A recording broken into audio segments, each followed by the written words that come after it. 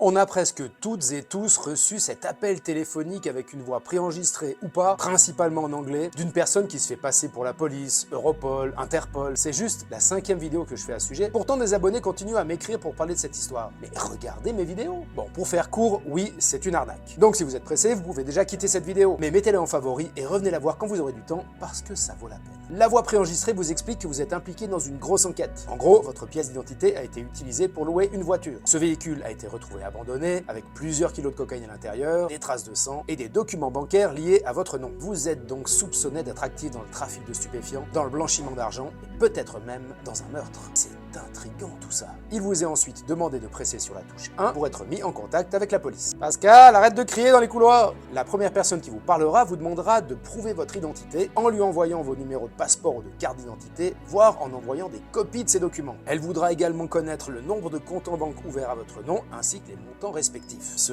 policier vous demandera de vous isoler et de ne parler à personne de cette affaire, dans votre intérêt. Ensuite, vous serez mis en contact avec une deuxième personne, un spécialiste des fraudes bancaires et du blanchiment d'argent. Elle vous dira de mettre votre argent en sécurité, car vos comptes seront bientôt bloqués et tout votre argent sera perdu. Il s'agira de transférer tout l'argent de vos comptes en banque sur des plateformes bancaires, d'investissement, de crypto-monnaies, etc. du genre Revolut, Bitpanda, Binance ou d'autres encore. Il arrive que l'escroc vous fasse télécharger un logiciel pour prendre le contrôle à distance de votre appareil, pour vous aider, ou qu'il vous demande de partager votre écran via un appel WhatsApp vidéo. Et oui, c'est possible. Comme ça, les escrocs auront toutes les données nécessaires pour se connecter aux plateformes que vous venez de créer et sur lesquelles vous venez de mettre votre argent. Comme c'est parfois compliqué d'ouvrir des comptes sur certaines plateformes, on vous proposera une méthode alternative, par exemple acheter des cartes iTunes, je vous jure que c'est vrai, et de transmettre le code d'activation de ces cartes par WhatsApp, par email ou par tout autre moyen. Si vous émettez des doutes sur la véracité de toute cette histoire, l'escroc vous dira de rechercher le numéro d'Interpol ou d'Europol sur Internet et de le lui communiquer. Ensuite, il raccrochera et vous rappellera avec le numéro que vous venez de donner, donc le numéro d'une de ces polices. Ça s'appelle du spoofing, j'en ai déjà parlé. En fait, les escrocs peuvent usurper des numéros, faire afficher sur votre téléphone le numéro qu'ils veulent. D'ailleurs, si vous raccrochez et que vous appelez ce numéro, vous tomberez sur la vraie police. Je dois dire que c'est très malin de la part des escrocs de faire comme ça. Voilà, ça se passe comme ça. Les arnaqueurs déploient une grosse machinerie pour vous piquer vos sous et je dois dire que pas mal de monde tombe dans leur piège. Une fois de plus, la vraie police ne fait pas ça. Si on vous soupçonne d'être impliqué dans du trafic de stupéfiants, du blanchiment d'argent, des meurtres, etc., on n'appellera pas avec une voix préenregistrée. On vous